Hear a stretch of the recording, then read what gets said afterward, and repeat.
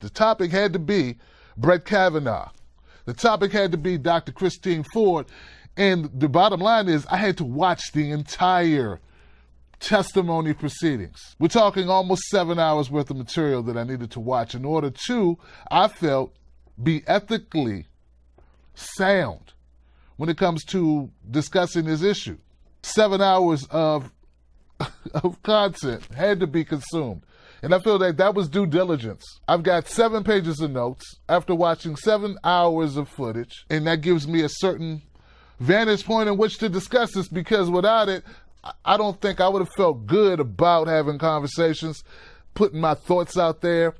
I don't think that would be fair. I don't think it'd be fair to my viewers. So to all my viewers out there who contribute to this show, this is what you contribute for. You contribute so that the people that you rely on for the news, people whose opinions you value, actually take the fucking time to watch the content or to do the research in order to form the opinions that they share with you. And if they don't do that, then I got to question what's their whole motive.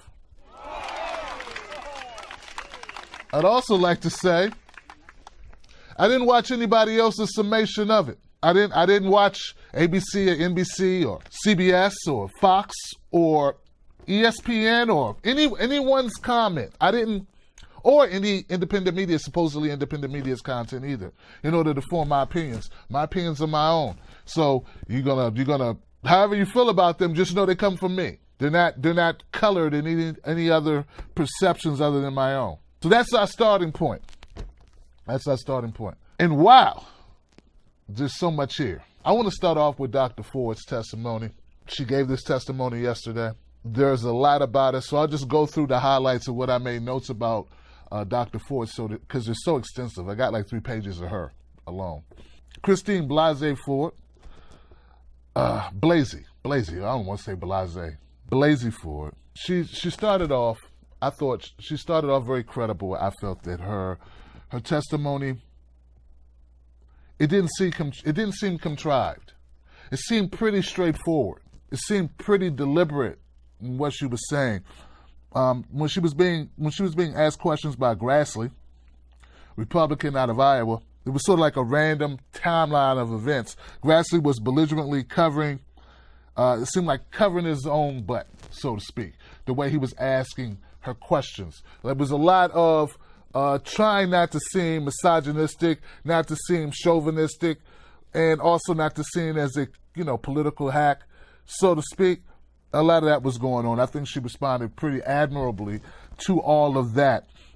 The only background in history to be stopped due to derogatory information coming forward. Kavanaugh's alleged accomplice has not been subpoenaed, shows no regard for Dr. Ford, and has not been questioned by the FBI. So I thought that Grassley didn't show much regard for Dr. Ford's testimony.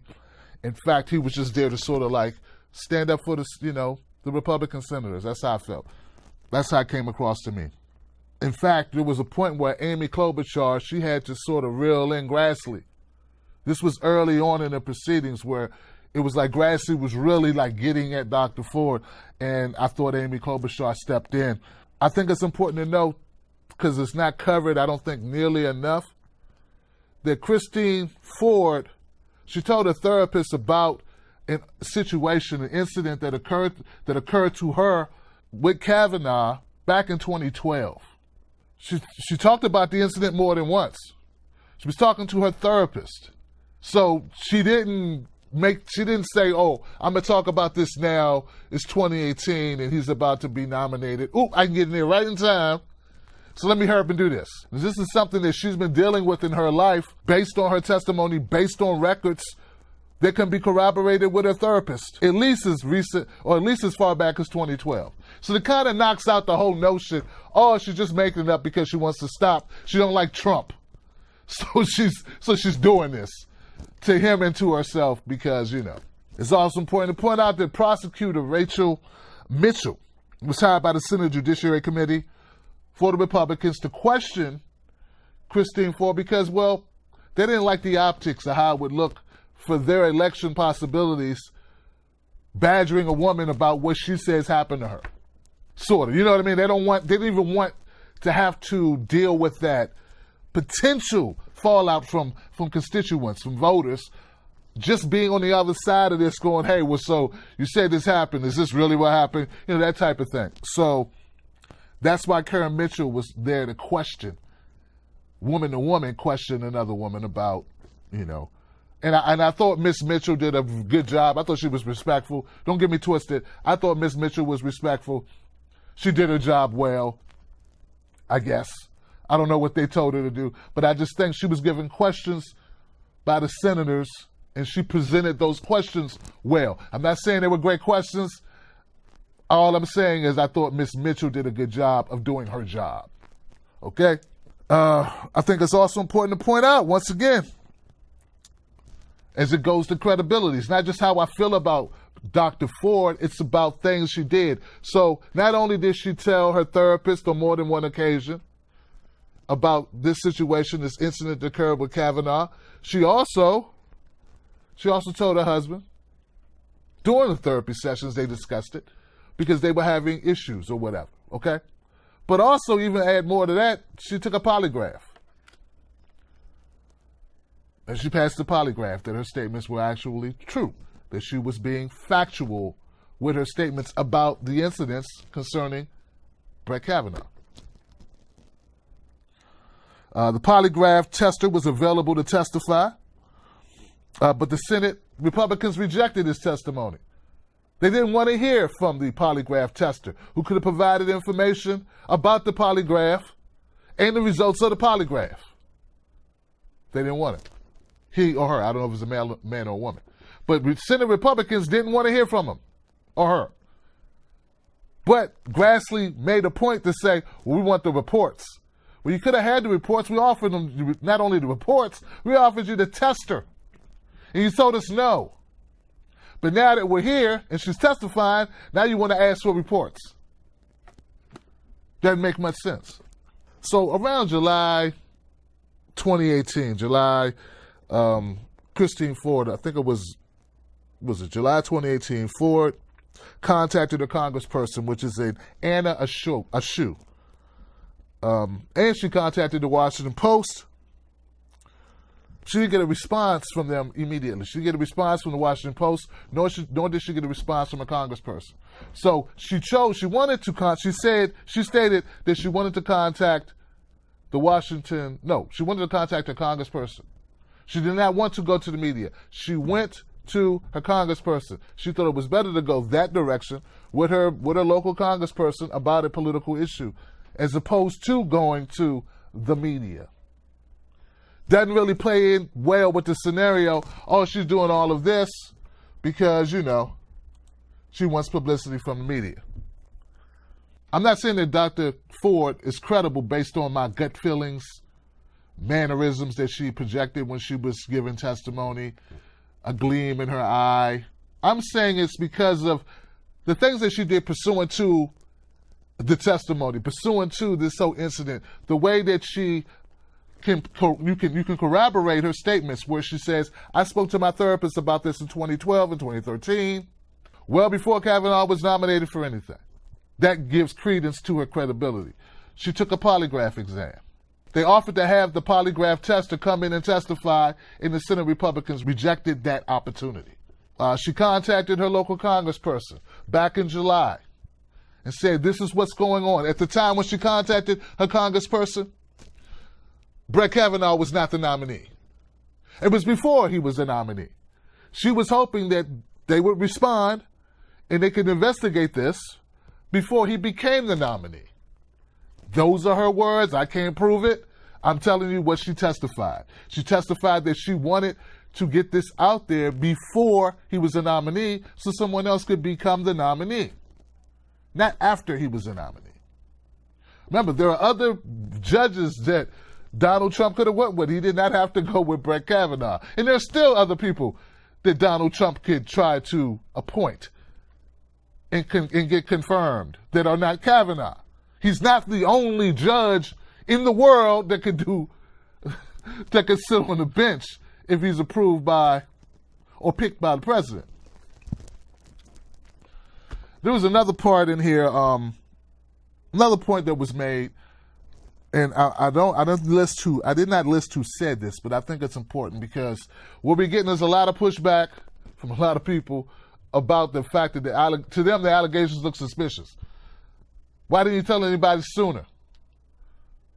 She did tell some people sooner, maybe not soon enough for you, but she did tell some people, according to testimony, according to what she says her therapist can attest to. 2/3 of sexual assault victims never report the incident to law enforcement. This is not about her. This is about what we generally know in law enforcement. And you can look that up and you'll find that's an accurate number, all right? She was also 15 years old when this happened. If you believe it happened, that's up to you. But she was 15 years old when she says this thing happened. 15 years old. When asked if there were political motivations for her coming forward, Christine Ford answered no. Now that was Senator Hirono out of, I think, Hawaii? Hirono? Is there a political motivation with you coming forth with this information? And Dr. Ford said no, there wasn't. When she came forward, there were still other candidates who were available, as I just stated. She's received death threats. She's had to move her family. So, not a whole lot has been gained. Like, not. If anything, there hasn't been anything gained on her side. There hasn't been anything gained as far as notoriety that's positive for either her or for Brett Kavanaugh. Not when you got to uproot your family. Not when you're getting death threats. Dr. Ford testified that she does not know still how this became public. She only spoke to reporters at the Washington Post. I think it was the Washington Post. She only spoke about it publicly when reporters began coming, how can I say this? When reporters started coming to her house and coming to her place of business, that's when she went public. She felt like she had no choice. They weren't going to leave the story alone. They were showing up at her house. There you go. A lot of grandstanding and patting Ford on the head is what occurred during this. And that's on both sides, all right? We got Democrats patting her on the head. Oh, you're so great. Oh, amazing. She's an amazingly strong woman. And we have Republicans gingerly, doing the same thing, basically. A lot of grandstanding, a lot of politics being played. Of course, this is politics. This is the epitome of politics, what we're witnessing. But there was a lot of that. A whole lot of it. Prosecutor for the Senate Republicans repeatedly asked about any money that was given to Dr. Ford, as if she was paid to do this. She was paid to bring up this, this incident. Her lawyers interjected that they were working pro bono, they're not being paid. Dr. Ford says there's a couple of GoFundMes. She has not removed the money or transferred the money to herself. She didn't know how to do that yet. She's never had a GoFundMe, but the public has donated money for her security, travel, and to help with expenses. So, yeah.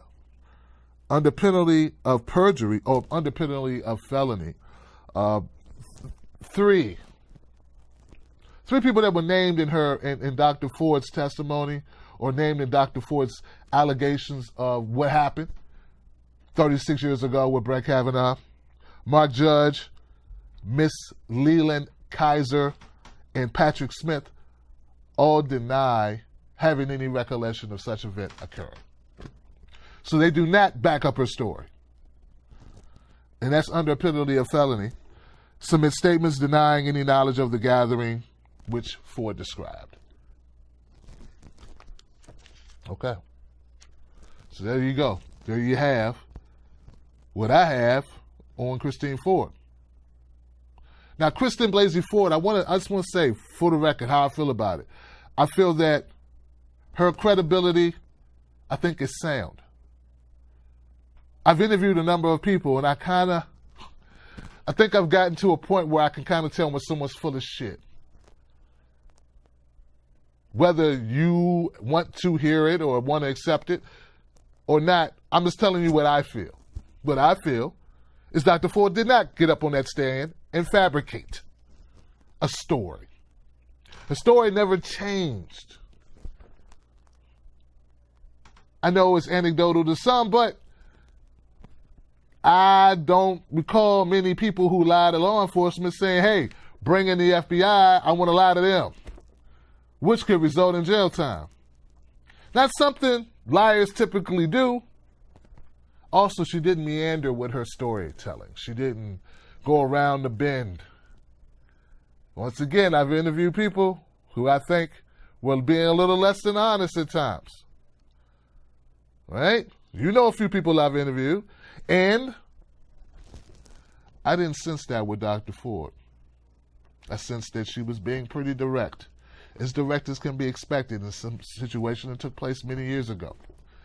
Now, if we think back to being, if you try to think back 20 years ago, can you remember exactly what day something took place? Can you remember exactly what hour it took place? I mean, I remember things from 20 years ago. Remembering things from 30 years ago, 35 years ago, gets really difficult. But if something traumatic happens, I think it's fair to say you can remember that happening. You may not remember some other things about what time of day it was, what the date was. So I do believe that there are things that you could pull at and say, hey, she can't tell you this and she can't tell you that. But I think overall, in my assessment, because I don't know Dr. Ford, I don't know Brett Kavanaugh, I have a sense of them from watching the entire testimony of both these individuals. I do have a sense of them, my own interpretation, my own perception of them, but I owe neither one of them anything. And based on what I watched, I believed Dr. Ford, I believe her. I believe something happened. I believe that something that happened involved Brett Kavanaugh. I do not believe that she is fabricating a story in order to stop Brett Kavanaugh. We'll get more to that later, but that's how I feel about Dr. Ford's testimony. Well, I feel like I'm testifying a little bit. All right? Kavanaugh started off with an opening statement. He was a little different than Christine Ford. Christine Ford just started talking. Kavanaugh was prepared with what he wanted to say. He talked about how he had spent time the night before writing it. Then he had one of his former clerks read it over. So he prepared an opening statement just like he would if he was trying a case. That's why it's so important to listen to what he said. These are prepared remarks from a judge. Not saying they aren't authentic. I am saying they are prepared remarks from a judge. There was a lot less questioning in the first hour or so of him talking. It was just him talking about how he felt. And boy, did he have a lot of feelings. Kavanaugh started off saying initially, hey, I didn't do this. I did not do this. What she accused me of, I did not do. Ford publicly accused me of actions during high school. I deny her accusations. These accusations, she said, took place 36 years ago. And he denied them. He says that any type of investigation that is done will clear him. He said he was not at the party that Ford describes, and that the left was just trying to come up with things to block his nomination. Kavanaugh chastised Democratic senators. He got visibly angry. He was really pissed off about Democratic senators and what he felt is a witch hunt and a smear campaign to destroy his life, all because they are Hillary supporters who don't like Trump and want to get back at Trump and are using Kavanaugh and his family in order to do so. He says this is all about revenge on behalf of Hillary Clinton or the Clintons. Calculated, orchestrated political hit with apparent pent-up anger about President Trump and the 2016 election. revenge on behalf of the Clintons. He said this was a circus, the whole thing. The entire investigation was a circus. I will not be intimidated. I will not withdraw. I'm not backing down. He said, he said this, he said this very sternly. He said he had never sexually assaulted anyone in high school, in college, or ever. He denied the allegations straight across the board. And he came after Senate Democrats. And he came after the left. And he came after Hillary Clinton. And he said it's all because they were upset about the 2016 election. He did make a point to make it clear that he said, I'm not questioning if Dr. Ford has been sexually assaulted. He's saying if she was, it wasn't by him. He's saying, maybe there's there are definitely, not maybe, he's saying he believes there's a case of mistaken identity, that she has the wrong guy. Period.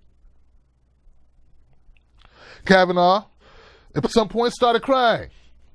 Speaking about his daughter was one point where he cried because his daughter said, hey, we should pray for the lady. His daughter's 10 years old, and then he got choked up talking about his daughter and saying they raised their daughter right, because their daughter's like, let's support Christine Ford, Dr. Ford. And that was touching when he brought up his daughter. He also pointed out that when they bring up FBI background searches or investigations, that he's already subjected himself to 6 FBI background investigations over the course of his political or his professional career. I hope I remember to close with this, because I kind of want to bring this up because I think it's important. Kavanaugh talked a lot about his time, his career, and all of the great things he's been able to do. Kavanaugh said he's traveled the world. 2001 to 2006 is working as staff secretary for George W. Bush. Kavanaugh spoke about his father. And I want to say, when he spoke about his father, it seemed authentic to me. He spoke about his father and how his father taught him, how his father kept these extensive diaries. And Kavanaugh started keeping diaries. And once again, it felt authentic. I didn't feel that was contrived. Okay. Kavanaugh went on to give an accounting of the summer of 1982. 1982 is the year in which Christine Ford says this happened. Okay. And he pointed out that any weekend night in 1982, the summer of 1982, that he would have either been out of town, or he would have been at some other event. That no time on the weekends of the summer of 1982 was he at these parties, or at this party that Christine Ford said he was at. Kavanaugh's meltdown Kavanaugh, I want to point out, Kavanaugh had a meltdown on a number of things. He melted down often. In fact, Kavanaugh melted down more than Christine Ford. There's a lot more visible emotion of being pissed off and angry, or very sad, or like the change in mood happened more often with Kavanaugh than with Christine Ford. And I just want to point this out, because I think if it had been the other way around, where Christine Ford was showing such swings of emotion, people would have discounted her testimony and said that she was erratic or unhinged. Like, there was one point where Kavanaugh was crying, remembering his friends, time he spent with his friends, how the good times they had. And I thought he was going to say his friends had died. I mean, if you're crying about your friends and you're reminiscing about old times because you wrote in your diary about the times you were with your friends, not really germane to the conversation at all, those friends were in the courtroom. These aren't friends who passed away dramatically or untimely deaths. They were there, and he's crying about them. And I felt that was inauthentic. That felt contrived to me. I mean, I got friends, if they're in the courtroom And I'm just saying, remember the time we used to hang out and we did this and we did that? That would make me cry. Now, Mr. Waterworks was crying about it, and I didn't feel like that was real to me. Didn't resonate. It's just my opinion. It's what I got from it. My perception of his prepared remarks. We haven't even got to questions yet. This is him prepared remarks. So he was so emotional about remarks he said he prepared the day before that he vetted and had his former law clerk read over, and now he's presenting them. And he's he's a lawyer.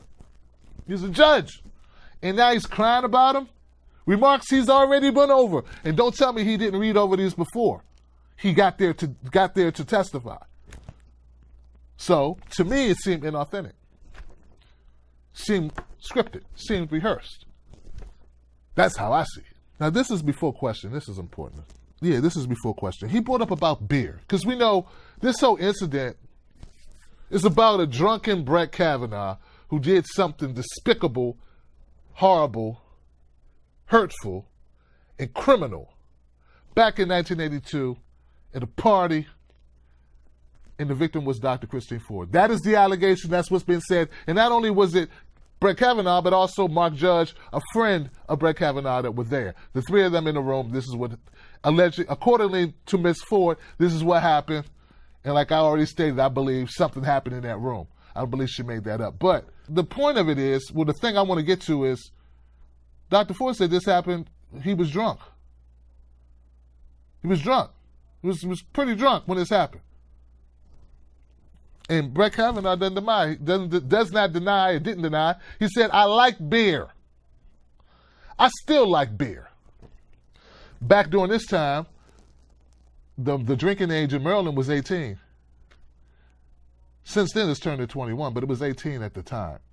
Same thing in D.C. The drinking age was 18 at the time. But he said he never drank until blacking out, and he never sexually assaulted anyone while drinking, or at all. But he drank a lot, and he was a kid. He was 17, and he was drinking. Kavanaugh got choked up again about his yearbook entries as he and his friends look back at them now, because they've come up in media where people are looking at his yearbook, and he feels really bad about some of the entries that he made in his yearbook. Once again, that's something I would feel that you need to be choked up about. I feel like he was trying to play a viewer, play like, I don't know, what are you choked up about? You know, I didn't get it. I didn't get why you would cry about yearbook entries. Oh, and also he painted this picture of him being a very shy guy who was a virgin. They didn't ask him. We're still at the part where he's reciting his prepared remarks. He is reading from his prepared remarks. Repaired, that's pretty good. Prepared remarks. He talks about being a virgin. He talks about being shy. Not just a virgin during high school, but even many years after high school, he still hadn't had sex. No one asked him, he offered that information. Kavanaugh said he was religious and he did not engage in any sexual activity. One of the things that stuck out, and I made a note of this, Kavanaugh acted as if he didn't already have an amazing life. You know, he acted like this being confirmed as Supreme Court Justice was like this thing that would make his life really great, and he already had a great life. He already has a great life. He's worked for presidents. He said himself, he's risen to the heights of government, the heights of public service. He's already done that. He's already traveled the world. He named all the places that he's been, both in the United States, across the globe, traveling with President George W. Bush. It's not as if he hasn't been extremely successful up to this point. He's already on the second highest court in America. Some people call the D.C. Circuit Court the second highest court in the world, in the country. He's a judge there. Why are we acting as if, oh, poor Kavanaugh, he's got a good shot to do this great thing? He's already been doing great things and living a very great, amazing life. More amazing than 99.9% of people in America who have jobs anyway. Now we get to questions. Durbin asked Kavanaugh to request an FBI investigation. Grassley interrupted while Durbin was trying to get Kavanaugh to ask the FBI to investigate. Kavanaugh kept saying, hey, he welcomed any investigation that the Senate Republicans decided that needed to happen. But he would not. He fell short. He would not go so far as to say, hey, give me an FBI investigation. He just kept saying, if you guys want me to do it, I'll do it. Will you do it? Will you tell them to do it? If they want me to do it, I'll do it. Will you tell them, will you request it? Will you reach out to Donald Trump and say, President Trump, I'd like to have the FBI look at this so I can clear my name? And he's like, if they want me to be in front of the FBI, I will. But he wouldn't say that he wanted it, or he would not he would not agree to requesting it. But he wants his name clear, but he wouldn't agree to an FBI investigation. He even pointed out, he said if the FBI did investigate him, they would not have any findings, they would just make a report. Lindsey Graham gave testimony about Kavanaugh. He didn't really ask much questions, but once again, this is a political time. It's a platform, and everyone's watching. It's a good opportunity for politicians to politic, to work on their re-election, to campaign. That's what they were using this time for. Lindsey Graham did a really good job of campaigning. He said that the Democrats had destroyed this guy's life. They want to hold this seat open and hope to win in 2020. He went so far to say that this was the most unethical sham that he's ever seen since he's been in politics. Most unethical sham he's ever seen was right here with Kavanaugh being accused of being a sexual assaulter. That's the worst he's ever seen. It got me thinking how long Lindsey Graham has been in politics. So he didn't think George W. Bush bringing us to war under false pretenses was horrible. No, he didn't think that was the biggest sham. He didn't think it was a huge sham when Barack Obama ran on getting the bankers and getting everybody who put us in the recession, the Great Recession, and then turned around and bailed out the banks and didn't bail out the families that lost their homes. He didn't consider that the biggest sham. No, the biggest sham is this one guy. One guy. Here he is. One guy being uncomfortable, being embarrassed and feeling bad,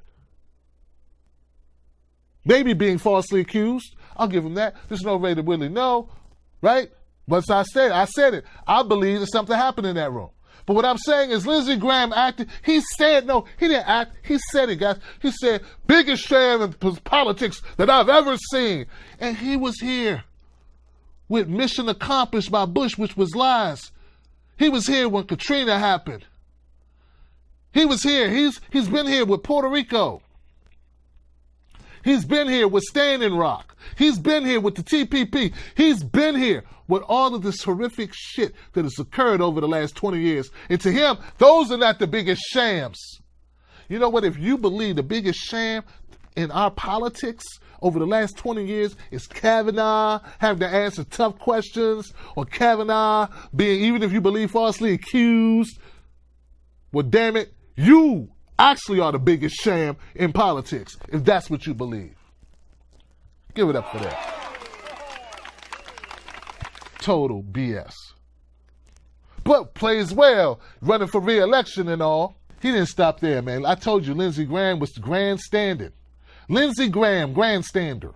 He said, my fellow Republican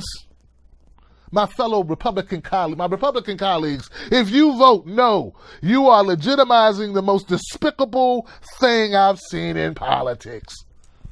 He was very angry, very impassioned in support of Kavanaugh.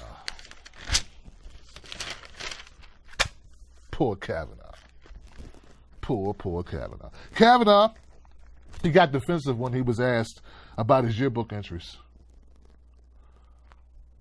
Kavanaugh talked about drinking games in his yearbook. If you're going to make an accusation, we insist that he needs to corroborate the evidence. We are not a police state. I forget who said this. Someone brought this up. It's not I think it was Grassley. It's not a police state. You can't just make accusations without corroborating evidence. We're not in a court of law. And you already knew that's what they were there to do today. To make accusations and answer accusations. That's the whole point of the testifying. That's exactly what you do in a confirmation hearing. That's exactly what you're doing testifying in front of the Senate Judiciary Committee, is ask questions and table accusations. That's the whole purpose of it. That's what you're being paid to do. But to Grassley, my God. Don't get me wrong, there were things, Avignati, lawyer for Stormy Daniels, recent allegations that Kavanaugh participated in the gang rape. Yeah, you need evidence for that shit, right? Allegations are allegations, right? And I don't feel good about that. I don't trust Avignati. I think Avignati is a scumbag. I think Avignati is a scumbag. Stormy Daniels' lawyer is a scumbag. That's what I think. It's not because I'm a Trump supporter. I'm not. I just think he is.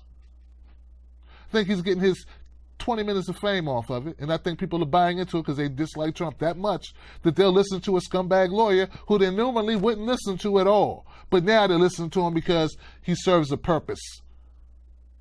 Klobuchar, Amy Klobuchar, she asked Kavanaugh to request that the president allow an FBI investigation. We kept having this. FBI investigation, allow an FBI investigation, allow an FBI investigation. Every Democrat asks the same thing. And every time Kavanaugh in a different way said the same thing. Well, if they have it, if that happens, I'll do what I'm supposed to do, but I'm not asking for shit. You know, one could argue if you say you had 6 FBI investigations, none of those FBI investigations had anything to do with this. None of them. But if you've been through 6, why not go through one more? You know, because you're about to have a job that's a job for life. More powerful than the president. People realize being a Supreme Court justice is more powerful than being a president, that this is a job for life. Do you realize the significance of the job, the power that an appointee wields controls the fate of the country in some regards? This is not something that should be taken lightly. It's a big deal. There are people saying, well, you know, we got Trump, but he can only be what? Hopefully he only lasts a term. Sometime maybe he might last 2 terms. But that would be it. No matter how much you dislike Trump, the most he could do is 8 years. A Chief Justice is forever, dude. Ladies, gentlemen, dudes, dudettes, my people, fam, homies, forever. As long as they want, unless they get thrown off the bench. Get what I'm saying? Anyway, now there was one part that got really contentious between Klobuchar and Kavanaugh. Klobuchar asks her, she says, have you ever drank so much you couldn't remember what happened? Instead of answering, Kavanaugh got pissed off. And he asked Klobuchar if she had. And when she said no, he said, well, neither have I. Now, the bad thing about this was that what Klobuchar had, in that conversation, she told him personally, like, look, hey, I understand, you know, my dad is alcoholic. He's been battling that addiction his entire life. And at 90 years old, he's still a part of AA, Alcoholics Anonymous. So if that's your issue, I understand. And you've related that you relayed to us that you like to drink. So is it possible that you may have done some things and just don't remember doing them? Well, Kavanaugh didn't like that much, and he hit back at it. Now, a lot of people probably covered that. And like I stated, I didn't watch. I don't want to be contaminated with other people's thoughts. I want to have my own thoughts and give them to you clean and not be influenced by other people. But something tells me people who covered Kavanaugh hitting that, something tells me folks that covered Kavanaugh smacking back at or hitting back at Amy Klobuchar left out the part that after that, because they went to a break right after it, right? When he came back, the first thing Kavanaugh did was apologize for answering that question with a question and being snippy about it. Amy Klobuchar accepted his apology. I thought that was decent of Brett Kavanaugh. Now, it's possible that it was tactical. Maybe on the break, he talked with friends or family and were like, you know what, you shouldn't have done that. That wasn't too cool. That made you look a little bad. Maybe you should clean it up. In fact, I think that's probably what happened. But be that as it may, he still did the act. See, we can't be so concerned with why people do things, which we will never really know. Those are guesstimations of why people do stuff. We can, it's hard enough keeping track of what people do. So let's focus on what people did and give people credit for what they did. And what I'm saying is, I didn't like when he hit back at Amy Klobuchar. Because dude has said, look, Brett Kavanaugh said he loved drinking beer. And we got all these yearbook entries of him drinking beer. We have people saying he drank a lot. And now he's admitting he loves to drink. I think it's a very honest question to say, hey, you ever drank so much you don't remember what happened? People keep saying Dr. Ford got it wrong. Maybe you just don't remember what you did because you was drunk. I think that's a fair question to make. So when Kavanaugh hit back, what about you? Do you ever drink so much you don't remember? Like, that seemed petty. So I was glad that he cleared it up, and I'm glad that he addressed it, and I'm glad that he apologized, because that's what you should do in that situation. In fact, that's what he should have done. Now, after he apologized, of course, the Senate Republicans who sensed a little bit of blood in the water because he had to apologize for something, which is never good. Not from an optic standpoint, not from Kavanaugh, Judge Kavanaugh. They proceeded to do more grandstanding. It was more comments, more grandstanding by politicians trying to make points. Most of this is a wasted time. It was a waste of time. Most of it was a waste of time. And everyone who started speaking after this break, after Kavanaugh apologized, were wasting my damn time. I felt like, oh my God, I just wasted so much of my life that I can't get back, because I got to sit through politician after politician, try to get camera time, trying to campaign for re-election. Now, that is dirty, and that is politics. That's what they did. Then I realized that, you know what, guys, there's sure are a lot of white senators.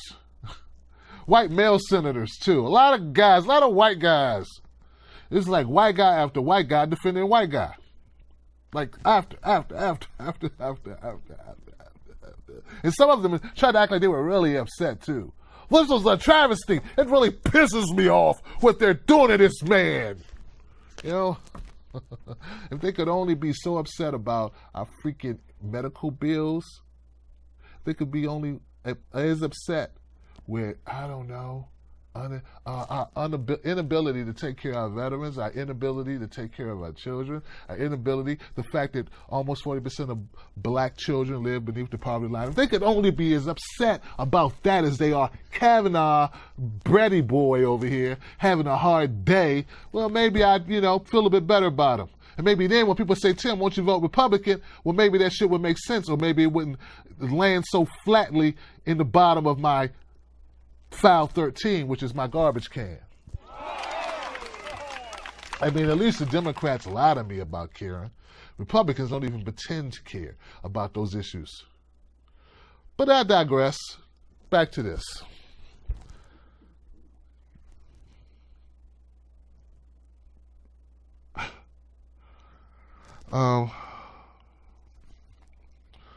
Kavanaugh hit at Blumenthal for bringing up yearbook entries about a female student. He got pissed off and started crying again. Even though he had brought it up. Like, he brought it up during his opening statement that was prepared remarks. And now that this guy Blumenthal is bringing it up, in response to him bringing it up, now he's so hurt that now he's going to start getting choked up again. Didn't seem genuine to me.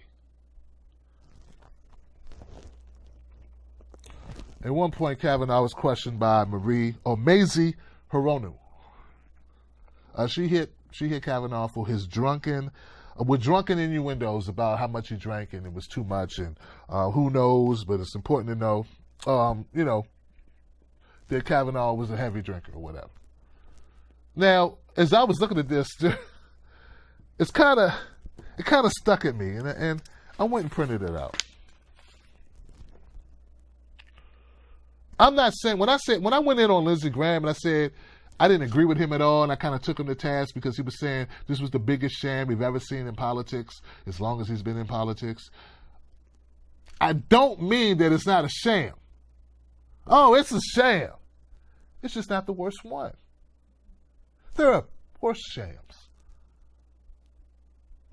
For instance, it is very despicable that a number of people that are testifying, a number of them use that opportunity to testify, then to just turn around and try to go raise fundraising for their campaigns.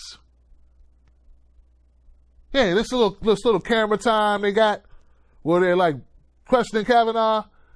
That next day, that night, they're like emailing their people, hey, I need to be out here working for you, but since I gotta, be up here and trying to hold Kavanaugh accountable, I'm gonna need you to help kick in some dollars because my opponent is gaining on me. Hironu. Mazie Hironu, re-election campaign on Thursday, apologized for sending a fundraising email regarding the assault allegations made against Supreme Court nominee Brett Kavanaugh by Professor Christine Blasey Ford. The email, which was entitled "Asking for a Minute to Explain Kavanaugh," and cast the Hawaii senator as too busy to fundraise because she was entirely focused on investigating Kavanaugh. So basically, hey, send me money because I'm working so hard for you guys trying to get this Kavanaugh scumbag.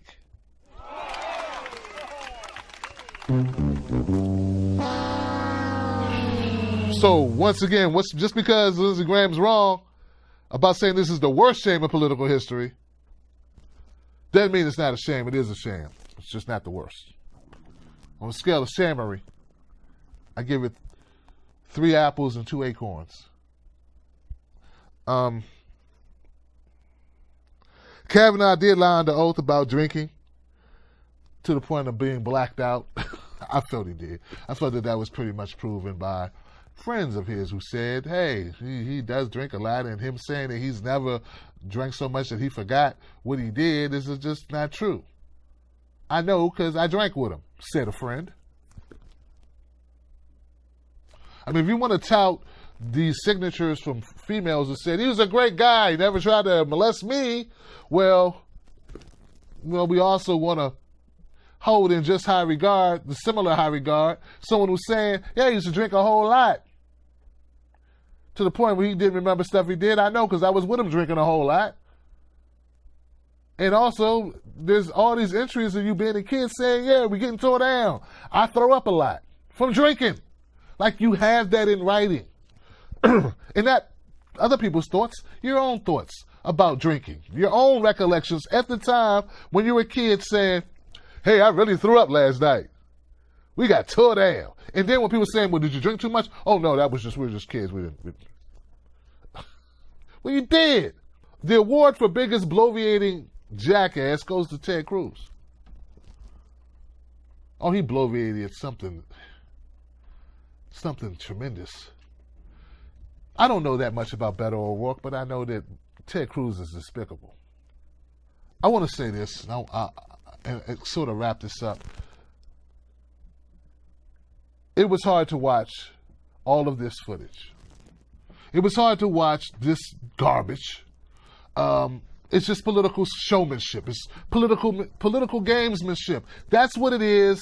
I don't think anybody really can deny it who's being honest at all. We got a bunch of politicians jockeying for position, trying to make themselves look better for re-election. And at the end of the day, what does it mean? We're no closer to really knowing what Kavanaugh did on that day than what we were when we first went in.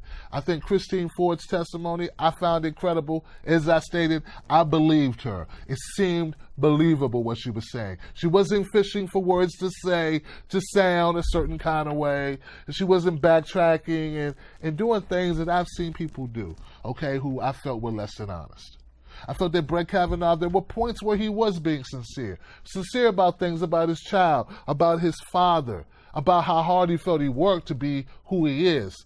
But there are things I felt that he wasn't sincere about. Like the part about the FBI investigation that he should have gladly said, hey, do it. He should have also offered to take a polygraph instead of saying, well, polygraphs are not admissible in court. Well, she took one, and you should have said, hey, I didn't do shit. Let me take one, too. He's been around the system long enough to know that would have worked well for him. And he avoided doing certain things and offering certain solutions that he should have offered if he, in fact, didn't do any of the things that she says he did. That's what I think about it. I think that Kavanaugh is like I stated. He's a pompous, arrogant elitist who spent a life of doing very well for himself, and he's not used to being subjected to questions, being on the chopping block and have people say mean things about him. I don't think everything that was said about him is fair. I don't. I think some things, people go too far. But that's what happens when you're in the public eye. But I think that Brett Kavanaugh is no friend to the working man. I think he doesn't even know what the hell that means. I don't know why people think that makes people a good Chief Justice or a good judge or a good chief, police chief or whatever. I just don't think it does. Not impressed with that. I think it's too haughty, too pompous, too arrogant. He could have sat there, maintained his emotions, been more circumspect, less angry. And I thought, oh man, it's really nice to be a rich white guy who's not used to people talking down to you or being pissed off or in certain things or accusing you of things. It's really nice being a guy who never has to deal with that. Never has to deal with people making accusations. Then I realized, yeah, we do live in two different worlds. And you know what? It must be nice, and I'll never experience it. There's a lot that happened during his testimony for Brett Kavanaugh. It exposed once again that we live in very different America. So at the end of the day, what will happen? Well, here's what happened. The Senate Judiciary Committee has voted 11-10, a long party line, to advance Brett Kavanaugh's Supreme Court nomination and send him to the floor for a full Senate vote. The panel's approval brings Kavanaugh one step closer to confirmation to the High Court, something he had previously appeared on track to achieve despite an explosive hearing on sexual assault allegations against him that took place. So after all of this, he's advancing to the next step. It's as I stated on Facebook 3 weeks ago. All of this is show. I'm not saying the Democrats shouldn't fight. As I've stated before, they should have did their fighting last year. Hell, 2 years ago. Back in 2016 when they nominated Hillary Clinton. They should have fought harder to either make Hillary run a campaign that actually resonated with human beings, not just her friends, but also voters, or got behind a candidate who, based on all the polling at that time, Bernie Sanders was doing much better than Hillary Clinton. And then we wouldn't be in this situation. As people have been saying over and over again, and they're right, elections have consequences, and one of them is having chief justices that you don't like may be appointed to the bench. The highest court in the land. That's what we have.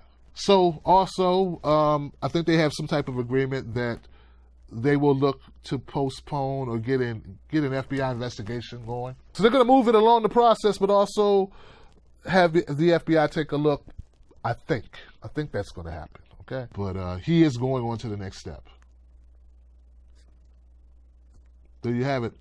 That's what I've come away with. That's how I feel about it. That's my analysis of Brett Kavanaugh, of Dr. Christine Ford, Judge Kavanaugh testimony in front of the Senate Judiciary Committee. And a couple people have like, Tim, you should be supporting Kavanaugh. Don't you know what the Democrats have done? It's got nothing to do with what I believe in this particular situation. To call out Brett Kavanaugh for what I think is not being as honest as he could be, as he should be, is not to support the Democrats. It's to support truth. If you feel differently because, I don't know, you're so pissed off with the Democrats that you can't see this elitist prick is not being forthcoming, that's on you. All right? Just make sure, I'm just glad you don't get to make big decisions for the rest of us. Because my feelings about the Democratic Party and whatever shortcomings they have, which are many, do not color my ability to be able to look at Brett Kavanaugh and for hours upon hours listen to him talk and realize that he's not being as straight with me as some people think he is. I think that Dr. Ford was being pretty straight. I think something happened. I don't think she made it up. All right, guys. I'll see you soon. Become a member of my show. Become a member of the Wolf Pack. Go to patreon.com, Tim's Take Live. Join me as Real Tim Black on Facebook and on Twitter And I'm also on Instagram as Tim Black at Night.